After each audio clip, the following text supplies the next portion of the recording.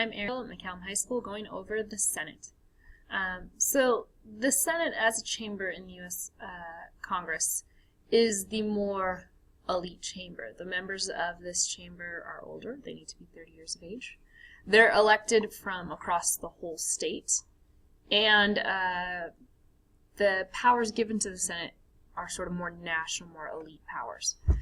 So we understand that this is a chamber that will have, it's been given different powers. It has different features.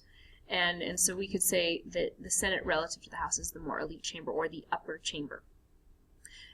What's tricky to get your head around is even though it is the more elite chamber, in some ways it's the less formal one. Why would it be the less formal one? Well, it's a smaller chamber. So when you have fewer people, things can be less formal. But in the House of Representatives, the very large chamber has 435 members, there needs to be more structure, more rules, more authority. So in the Senate, there are fewer rules to keep things moving. So we're going to look at today the Senate, in particular its filibuster, because that is a tradition in the Senate that is not in the House. It's unique to the Senate. And we're going to look at how it works, how it's been used, and really the constitutionality of it as well. Okay, so we accept from the Constitution that both chambers can make their own rules. Article 1 of the Constitution is very lengthy, but it doesn't really go into much detail about how the House and Senate would conduct business, and that would be left to the Senate and the House to decide for itself. But in the Senate, there is a tradition of unlimited debate. This is the chamber where there should be full deliberation. Plenty of debate, all voices heard. If the Congress is going to pass legislation for the country, we need it to be well thought out. Madisonian system sets up additional checks and balances within the legislative branch by having two chambers. And so the Senate, senators would argue they are the more deliberative body between the two. And so there's a tradition there that when someone wants to speak about a topic, they should have as much time to talk about that topic. Whereas in the House, the Rules Committee might establish on a particular bill that there's going to be only 3 minutes per person to talk, up to 2 times only, before it has to be voted on at the end of the week. But here in the Senate, there won't be those rules placed on it. So that allows for something to be used called a filibuster. The filibuster is when somebody rises to speak on the floor and they don't stop speaking. They keep on talking. And they're doing this not to get something done, but rather to keep legislation from passing or keep a vote from happening.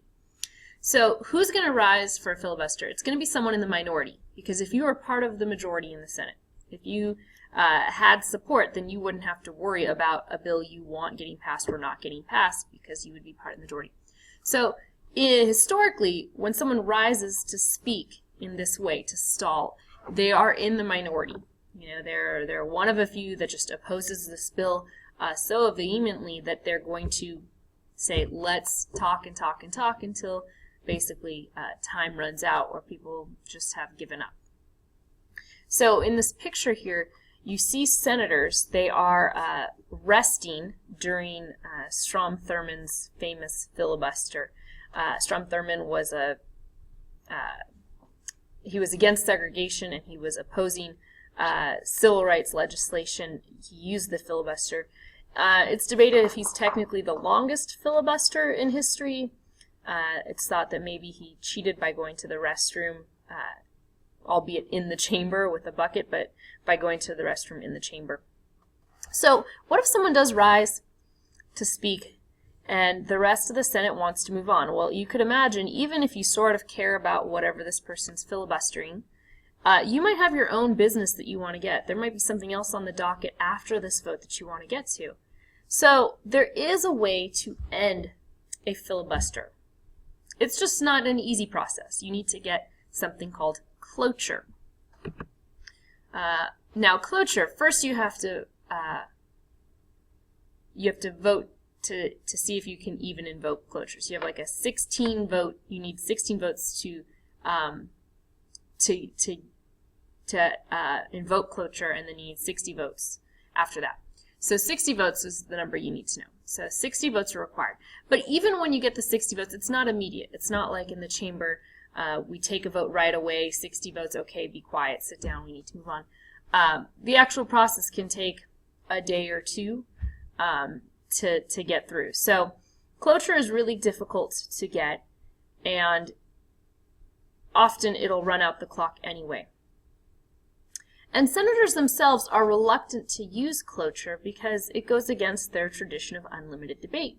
And also a senator might know that, hey, this person's filibustering on this issue, but maybe one day I want the filibuster in my back pocket. I'm going to use it, and I don't want my fellow senators to invoke cloture. So this tradition, it's a controversial one. Just another detail about here we go. Strom Thurmond's was approximately 24 hours filibustering civil rights legislation. It did eventually pass, but it was successful in gaining national attention. So,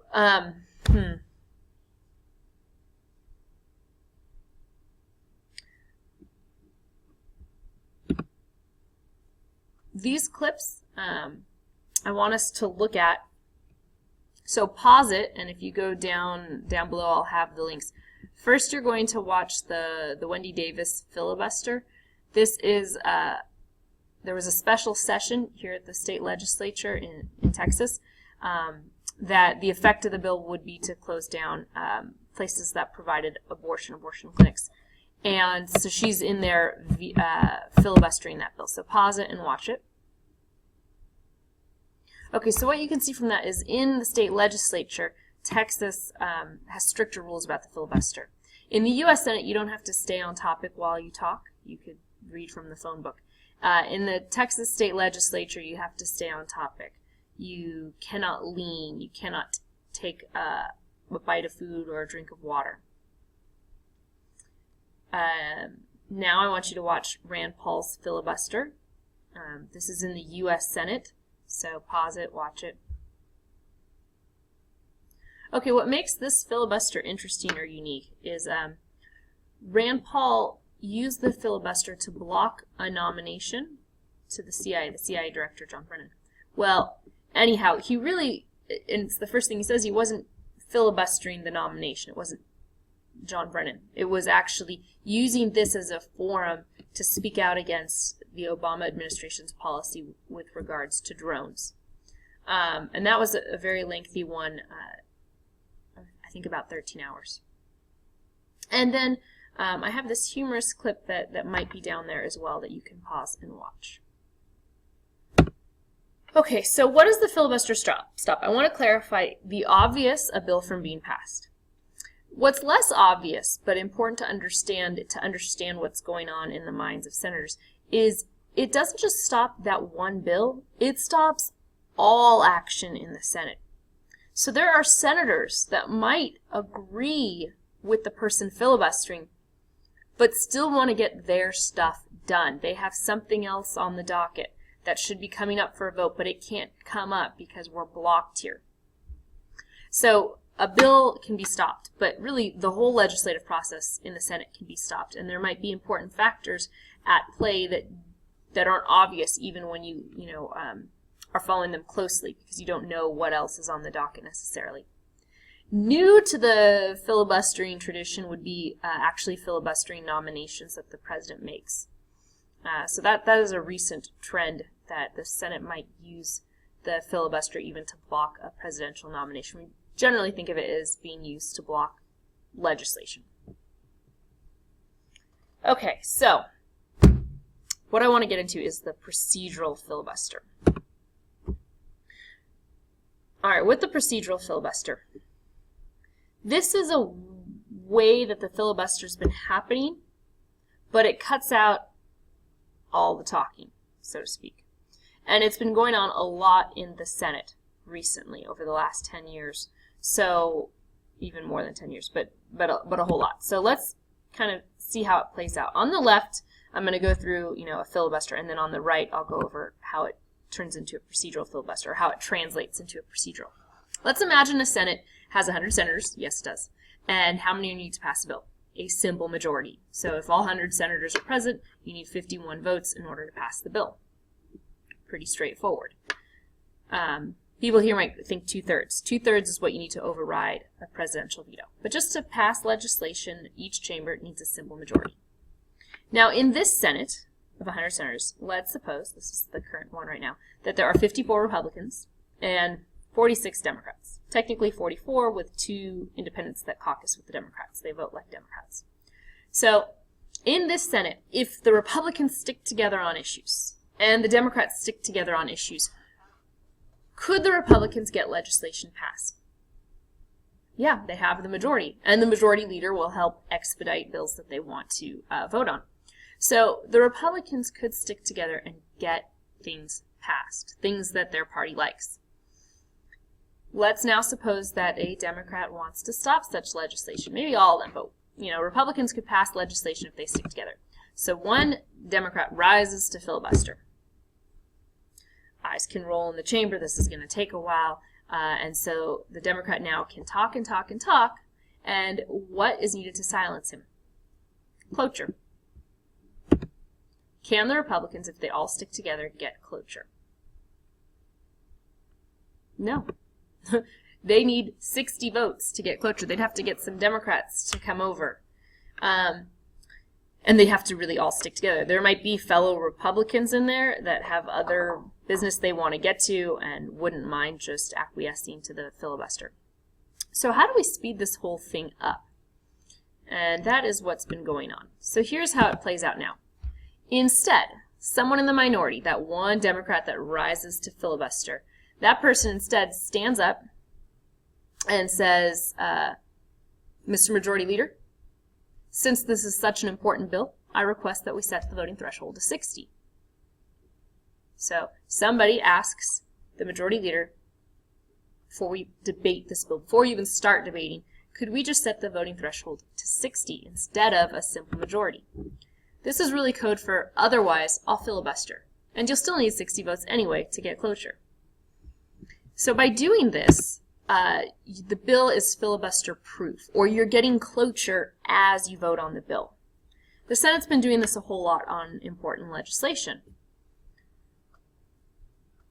And it often happens really fast. So if you're watching C-SPAN, it's not like you see these big speeches, grand shows, but rather someone saying, hey, let's make that 60 vote on that one, and then that's it. That is the procedural filibuster, because it essentially has the same effect, speeding it up.